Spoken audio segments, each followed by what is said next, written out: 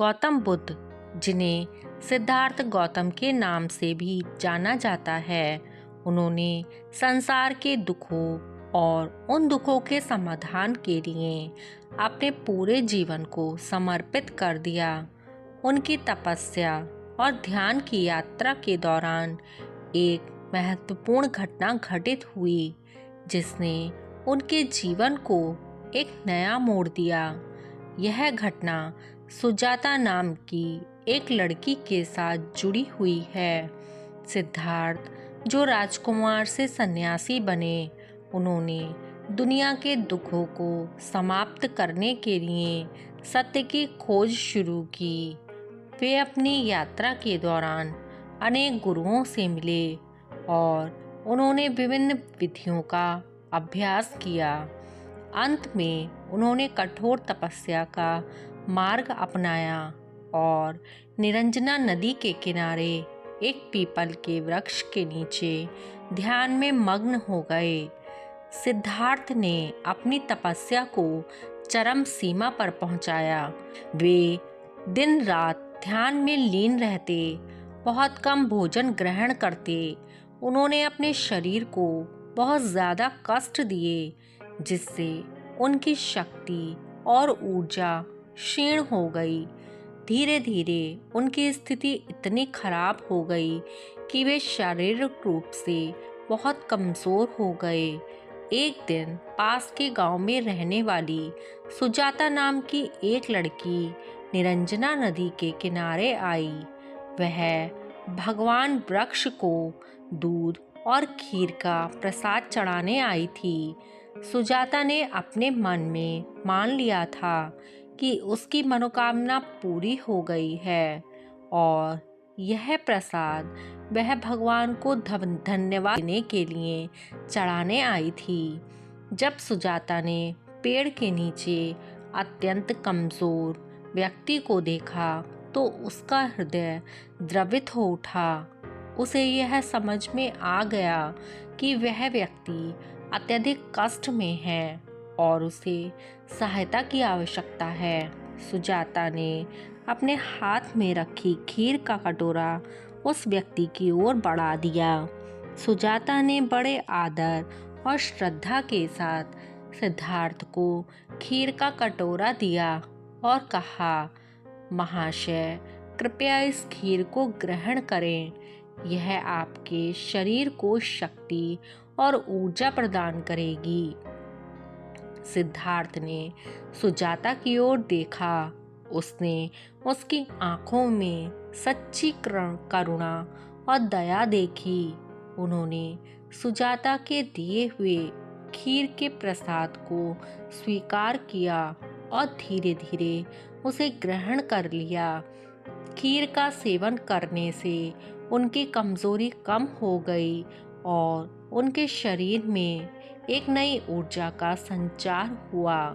सुजाता की खीर के सेवन के बाद सिद्धार्थ ने अनुभव किया कि अत्यधिक तपस्या और कठोर साधना से शरीर को केवल कष्ट ही होता है और यह सही नहीं है। उन्हें अब यह एहसास हुआ कि आत्मज्ञान की प्राप्ति के लिए संतुलित जीवन और मध्यम मार्ग का अनुसरण करना आवश्यक है।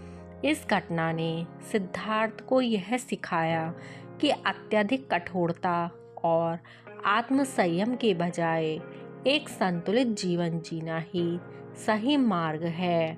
उन्होंने निर्णय लिया कि वे अब मध्यम मार्ग का पालन करेंगे, जिसमें ना तो अत्यधिक सुख सुविधाओं का भोग होगा और ना ही अत्यधिक कष्ट होगा।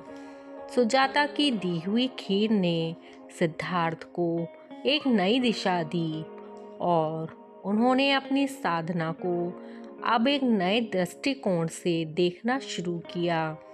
वे वापस पीपल के पेड़ के नीचे ध्यान में बैठ गए और उन्होंने अपनी साधना को संतुलित रूप से जारी रखा। कुछ समय बाद पूर्णिमा की रात सिद्धार्थ को बोधि प्राप्त हुआ और वे गौतम बुद्ध बने। गौतम बुद्ध ने अपनी ज्ञान की प्राप्ति के बाद संसार को दुख और निवारण के 4 आर्य सत्य और अष्टांगिक मार्ग का उपदेश दिया। उन्होंने मध्यम मार्ग की महत्ता को समझाया और यह सिखाया कि संतुलित जीवन ही मानव जीवन की सार्थकता है। गौतम बुद्ध की जीवन यात्रा में सुजाता की भूमिका बहुत महत्वपूर्ण थी।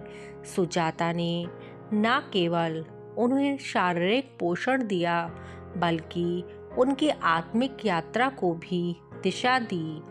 सुजाता की करुणा और दया ने गौतम बुद्ध को यह सिखाया कि आत्मज्ञान के मार्ग पर संतुलन और मध्यम मार्ग का पालन करना आवश्यक है। मित्रों, यह कहानी हमें यह सिखाती है कि करुणा, दया और संतुलित जीवन का महत्व कितना बड़ा है। सुजाता की एक छोटी सी सहायता ने गौतम बुद्ध की जीवन यात्रा को एक नया मोड़ दिया और उन्हें आत्मज्ञान की दिशा में अग्रसर किया। यह घटना हमें यह भी सिखाती है कि किसी भी व्यक्ति की छोटी सी मदद भी बड़े बदलाव का कारण बन सकती है। गौतम बुद्ध और सुजाता की यह कहानी केवल प्रेरणादायक ही नहीं बल्कि जीवन में संतुलन और मध्यम मार्ग का महत्व दर्शाती है। हमें भी अपने जीवन में इन गुणों को अपनाना चाहिए और दूसरों की मदद के लिए हमेशा तत्पर रहना चाहिए। मित्रों, अगर यह कहानी आपको अच्छी लगी हो तो हमारे चैनल को लाइक करें। अगर आपको यह कहानी अच्छी लगी हो तो हमारी कहानी को लाइक करें, चैनल को सब्सक्राइब करें और हाँ, कमेंट करना ना भूलें। आपके कमेंट से ही हमें और भी अच्छी कहानियाँ कहने का मोटिवेशन मिलता है।